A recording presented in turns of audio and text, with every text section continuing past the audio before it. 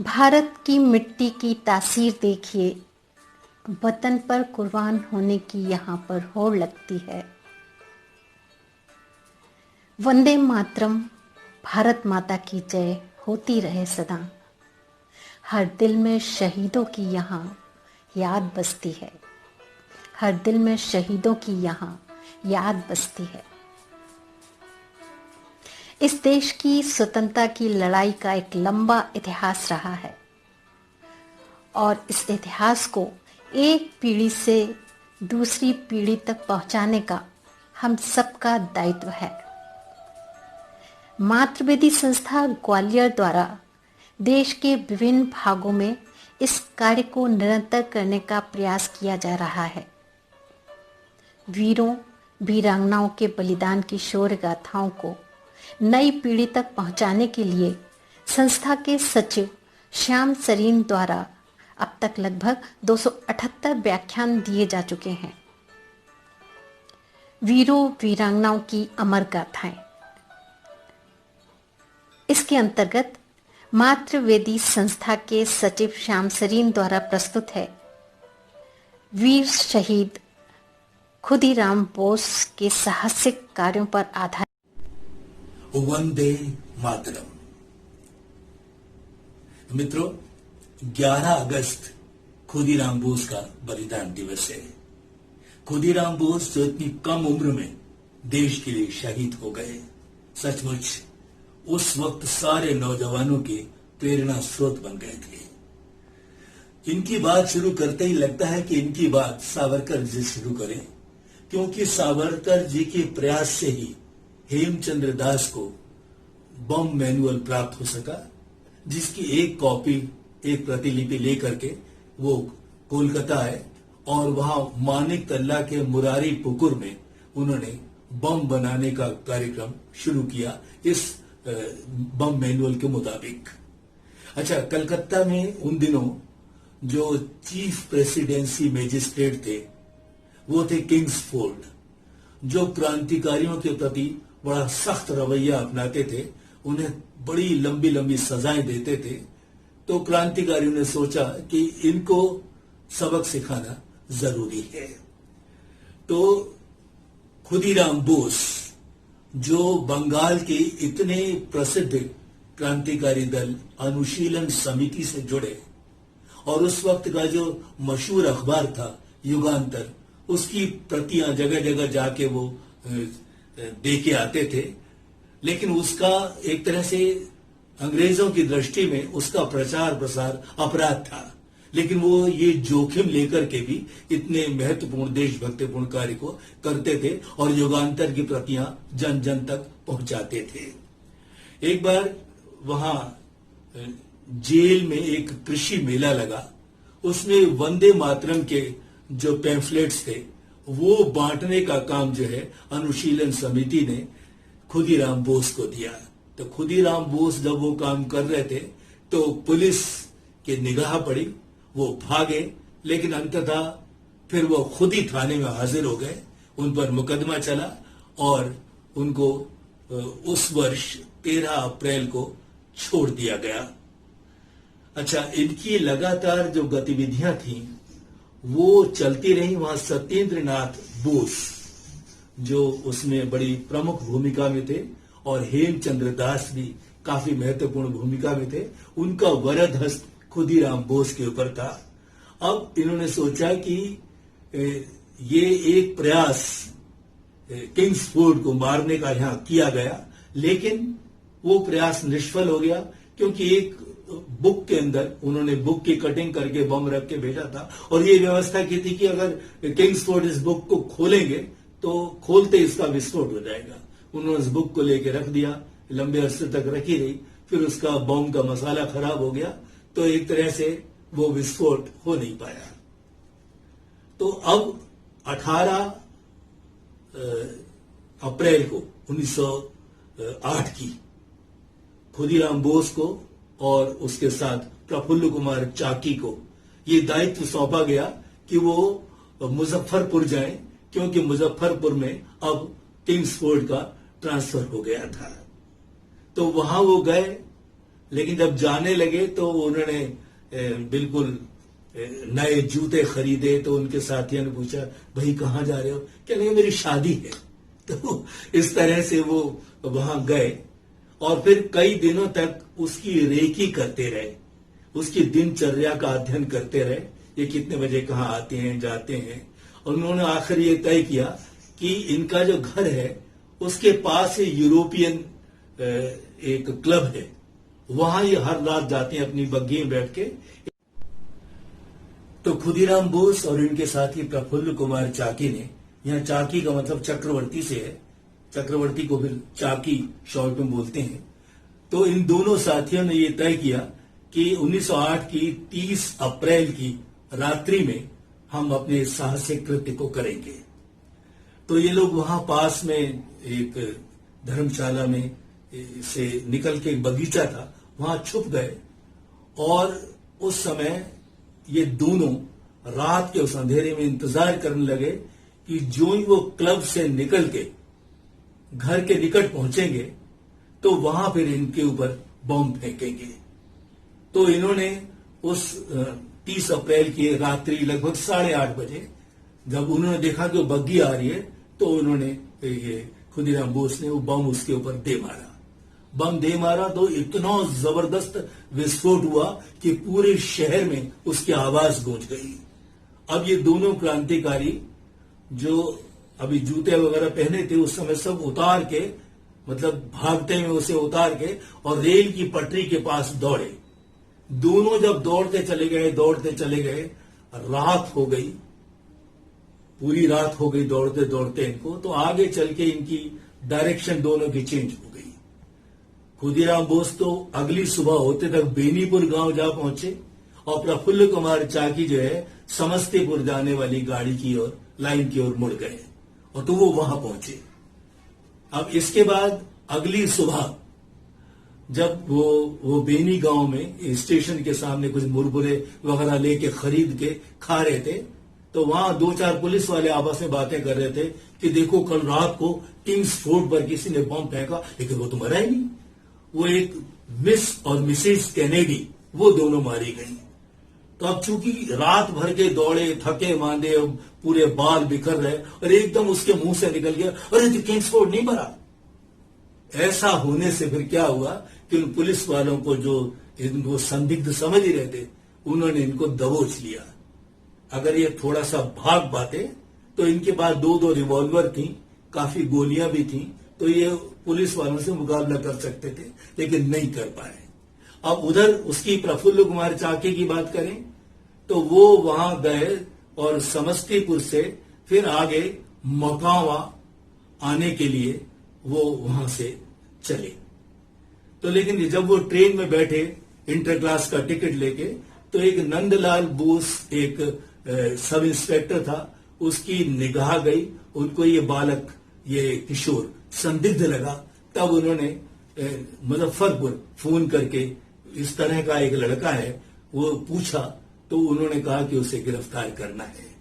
अगले स्टेशन पे फिर उन्होंने इसकी व्यवस्था की और वो उसको पकड़ते, इसमें उसने दौड़ लगाई और जब उसको लगा कि मैं तो गोलियां इन पे नहीं चला पा रहा, तो उसने वो गोली अपने ऊपर चला ली। एक तो उसकी ठुड्डी में लगी और एक उसकी जो कंधे, इसकी कॉलर बोन जो है ये टूट गई।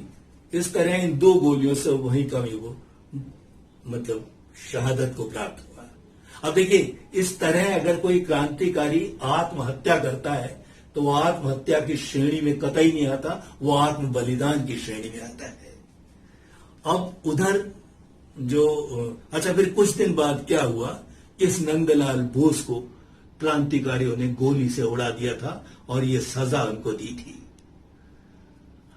अब इनकी बात करें हम, ये खुदीराम बोस की, तो उनको पकड़ा गया। उन्होंने वंदे मातरम का उद्घोष किया, उन पर मुकदमा चला और पहले तो सेशन जज की अदालत में चला और वहां फिर उन्होंने कहा कि अपने अपराध को स्वीकार किया। उनकी ओर से कालीदास, कालीचरण दास, उपेंद्र नाथ और क्षेत्र, ये जो 3 वकील हैं, इन लोगों ने उनकी ओर से मोर्चा संभाला। लेकिन आखिर आप समझिए कि जैसे 1908 की 8 जून को ये सुनवाई शुरू हुई और 13 जून को उन्हें फांसी की सजा सुना दी गई। फिर उन्होंने इसकी आगे उच्च न्यायालय में अपील की, तो 6 जुलाई को अपील की और 13 जुलाई को अपील निरस्त कर दी गई और उनकी फांसी की सजा को बहाल रखा गया और ये घोषित किया गया कि इनको 11 अगस्त को फांसी दे दी जाएगी मुजफ्फरपुर की केंद्रीय कारागार में। अब थोड़ा सा आपको हम बताना चाहेंगे कि खुदीराम बोस का जो पैतृक गांव था वो कलकत्ता के पास महोबनी था। इनके पिता जो तहसीलदार थे और मिदनापुर में रहते थे, उसके हबीब मोहल्ले में खुदीराम बोस का जन्म हुआ था। इनकी खुदीराम बोस की 3 बहनें थीं, अपरूपा, सरोजिनी और धनीबाला। अब इन बहनों को ये डर लगा कि हमारे 2 भाई पहले ही काल कबलित हो चुके हैं, गुजर चुके हैं। तब इनको लगा कि ये भाई भी हमारा कहीं सरवाइव ना कर पाया तो, जी ना पाया तो उनको किसी ने सुझाव दिया कि अगर इस बच्चे को, अपने इस भैया को अगर आप खरीद लो अपनी मम्मी से, तो फिर ये बच्चा, ये जो आपका भैया है, ये जी जाएगा। तो तीनों बहनों ने एक एक मुट्ठी चावल, तो वहां उसको खुदी बोलते हैं, एक एक खुदी चावल देके अपनी मां से अपने भैया को खरीद लिया। इसीलिए खुदीराम बोस कहलाए। और खुदीराम बोस जब अभी 6 साल के थे तो इनकी मां चल बसी। फिर इनके पिता ने दूसरा विवाह किया, तो विवाह के अगले ही हफ्ते वो खुद चल बसे। तो मतलब ये बिना माँ बाप के हो गए, अनाथ हो गए, अपनी बहन अपरूपा के यहाँ चले गए और तामलुक एक जगह है, वहां ये गए।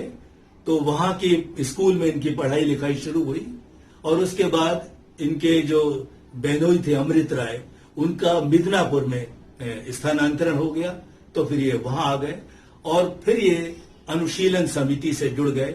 सत्येंद्र नाथ बोस और हेमचंद्र दास कानूनगो, इन दोनों का इन्हें मार्गदर्शन मिला और उनके मार्गदर्शन में इन्होंने बड़े बड़े साहसिक कृत्य किए और बिल्कुल देशभक्ति के कई कारनामे इन्होंने किए।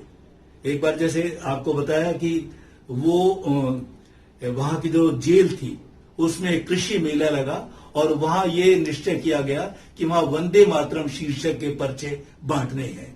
तो वो इसको दायित्व सौंपा गया। तो फिर अब जब पुलिस वाले तुरंत उसे पकड़ने दौड़े तो वहां से भाग गया, लेकिन बाद में थाने में हाजिर हुआ और उस पर फिर उसे बरी कर दिया गया।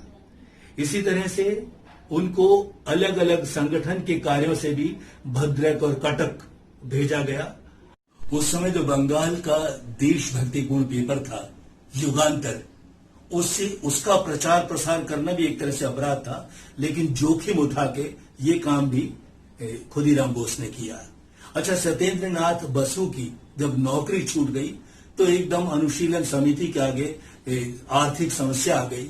तब हाट गछिया में डकैती डाल के इन्होंने काफी पैसा इकट्ठा करके और दल के कार्य के लिए दिया।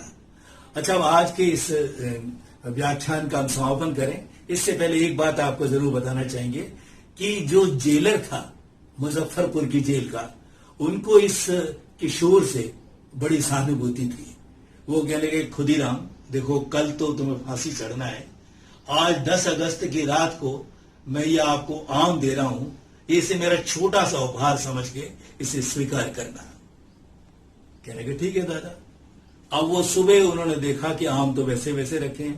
कहने लगे, खुदीराम ये जरा सी बात भी आपने हमारी नहीं मानी।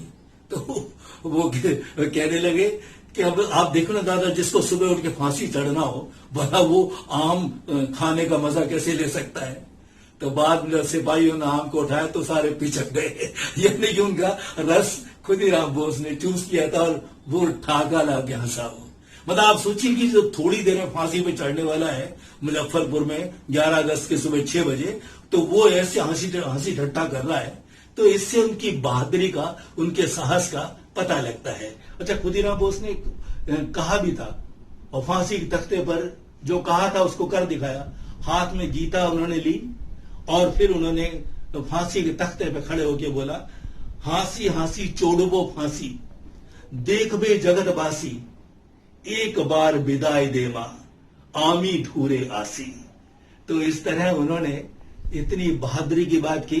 फिर उनके लंबी शव यात्रा निकली, हजारों लोग उसमें शामिल हुए और गंडक नदी के पास उनका अंतिम संस्कार किया गया और हजारों लोग उनकी राख की एक एक चुटकी ले गए ताकि उसका तावीज बना के या उसे किसी सोने की डिबिया में या चांदी की डिबिया में सुरक्षित रखें और उसका तावीज अगर बना है तो अपने बेटे के या बेटी के गले में डालें ताकि वो खुदीराम बोस जैसा बहादुर बने।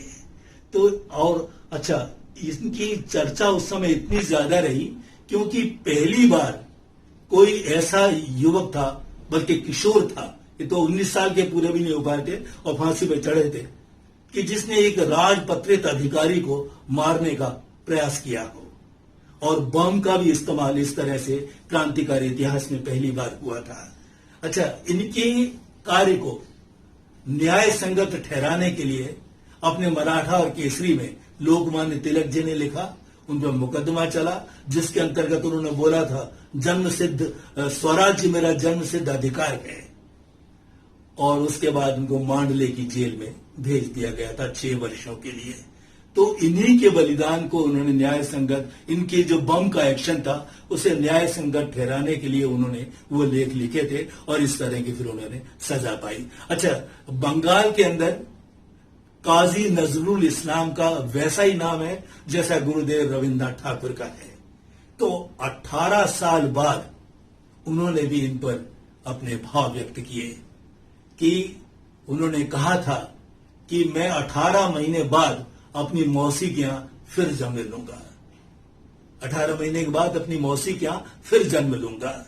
इस बात से आप सोचिए कि कौन ऐसी माता ना होगी कि जो ये चाहेगी कि उसके यहां भी कभी ऐसा लाल हो। और साथ में उन्होंने ये भी कहा था कि मैं जब जन्म लूंगा तो फांसी की रस्सी का निशान मेरे गले पर होगा, मेरी मौसी आप उससे मुझे पहचान लोगी। तो इस तरह आप समझिए कि इस महान शहीद के बारे में जितनी बातें की जाएं उतनी कम है। जाते जाते आपसे डॉक्टर रामधारी सिंह दिनकर की पंक्तियों का उल्लेख करना चाहूंगा। तुमने दिया देश को जीवन, देश तुम्हें क्या देगा। तुमने दिया देश को जीवन, देश तुम्हें क्या देगा। अपनी आग तेज रखने को नाम तुम्हारा लेगा। जय